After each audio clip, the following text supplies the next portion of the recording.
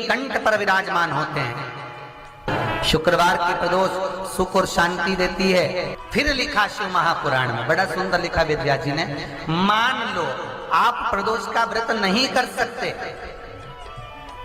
आप अगर व्रत नहीं कर सकते तो प्रदोष की हम अगर बीमारी के लिए कोई उपाय करें तो कौन सी प्रदोष पर करें, और लक्ष्मी के लिए कोई उपाय करें तो कौन सी प्रदोष पर करें। तो अच्छे से सुन लेना भाइयों, शुक्ल पक्ष में जो प्रदोष पड़ती है वो लक्ष्मी की वृद्धि के लिए होती है।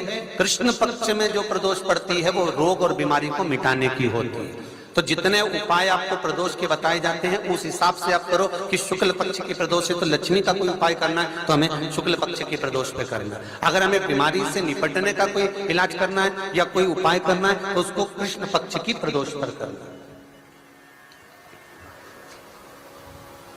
अब शुक्ल पक्ष की प्रदोष, उसकी प्रदोष का दिन था, बैठा हुआ था।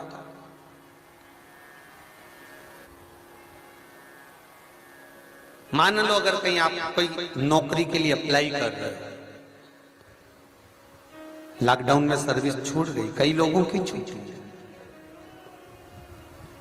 कंपनियां कई बंद भी हो गई, कई कंपनियों से निकाल भी दिया गया, कहीं पत्नी परेशान हो रही है, कहीं पति परेशान हो रहा है, आप कहीं अप्लाई कर रहे हो तो जैसा माता उमा ने प्रदोष काल में, प्रदोष के समय पर, प्रदोष काल के अंतर्गत बेलपत्री का स्मरण किया है, वो बेलपत्र का स्मरण अगर संसार का मनुष्य कर लेता है तो महाराज ब्रह्मवृत्ता पुराण कहती है कि उस जीव का ऐसा कोई कार्य नहीं जो सफल नहीं होता। महाराज मेरा निवेदन रहेगा, किसी एग्जाम में आप बैठ रहे हो, इंटरव्यू के लिए जा रहे हो, किसी कार्य के लिए जा रहे हो, नौकरी नहीं लग रही, सर्विस नहीं लग रही, तो महाराज तांबे के कलश में 11 बेलपत्र को रखा जाए और तांबे के कलश में 11 बेलपत्र रखकर उसमें 11 सफेद पुष्प को डाला जाए।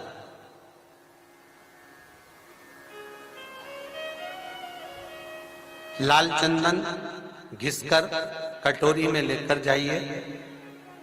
प्रदोष के दिन, शुक्ल पक्ष का जो प्रदोष पड़ जाए उसके दिन शंकर के शिवलिंग पर लाल चंदन लपेटने से पहले शंकर की जो जलाधार,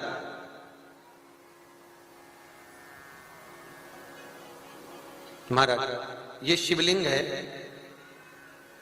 ये शिवलिंग है और ये पूरी गोल और ये चरण, ये जलाधार, ठीक है। आपको पहले भी कहा है शंकर जी की पूरी जलाधारी में शंकर जी का संपूर्ण परिवार है। राइट जो चरण है जहां से पानी नीचे गिरता है वो गणेश जी का स्थान है, लेफ्ट कार्तिकेय जी का स्थान है, बीच में जो मोटी सी लाइन है वो अश्वक सुंदरी का स्थान है। जहां पर शिवलिंग रखा हुआ है ये माता जगत जननी जगदम्बा का हस्त कमल है। शंकर भगवान को मां अपने हस्त कमल पर रखी हुई है। ऊपर से जो बूंद बूंद पानी जलाधारी से नीचे गिर रहा है ये शंकर भगवान की 5 लड़कियां हैं, जया, विषहरा, सामरीबारी, दोतली और देव। ये ऊपर से बूंद बूंद जल क्रीड़ा शंकर जी के साथ में करती हैं। शंकर भगवान का संपूर्ण परिवार जलाधारी में विराजमान है। शिव महापुराण कहती है, माता उमा का चरित्र कहता है, कोई एग्जाम में बैठ रहे हो, कोई कंपटीशन एग्जाम में बैठ रहे हो और चाहते हो कि मेरी नौकरी इसमें लगना ही चाहिए तो लाल चंदन का लेपन आपको इस पूरी जलाधारी पर करना है।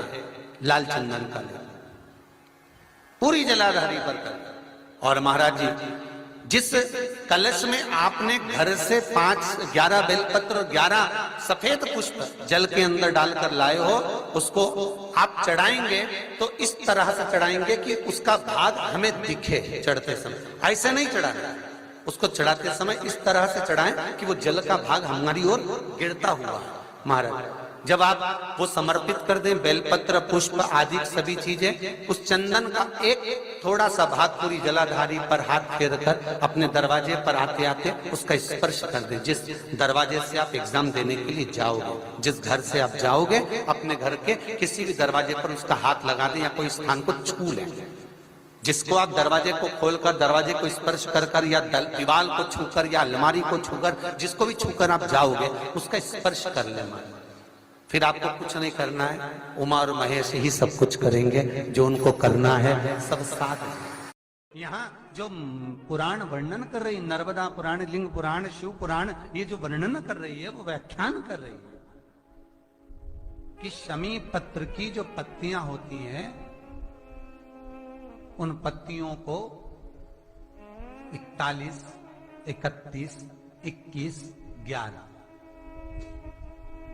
इसमें 3, 5, 7, 9 का भाव ओम नमः शिवाय। दोस्तों, प्रदोष व्रत जब हम रहते हैं, हर एक प्रदोष का, चाहे वो सोमवार की पड़े, मंगलवार की पड़े, हर दिन महादेव कहीं ना कहीं विराजमान होते हैं और हर दिन का महत्व अलग अलग होता है। इसलिए जब शुक्रवार की प्रदोष पड़ती है तो महादेव नीलकंठ पर विराजमान होकर भ्रमण करने निकलते हैं। तो इसका मतलब आप समझ सकते हैं, नीलकंठ जो होता है वो धन संपदा का प्रतीक होता है और जो है इसीलिए इसको दीपावली पर देखना शुभ भी माना जाता है। तो जब आप शुक्रवार की प्रदोष रहते हैं तो आपको धन लक्ष्मी की प्राप्ति होती है। बस आपको करना क्या है, शिव जी की महिमा, शिव जी का गान करना है, शिव जी का आशीर्वाद लेने के लिए उनका श्रृंगार करना है। उनको जितना भी आप अभिषेक जिस भी चीज़ से करें, सादे जल से भी करेंगे तो भी आपको धन की प्राप्ति होगी। बस आपका भाव जो है वो एकदम सच्चा होना चाहिए।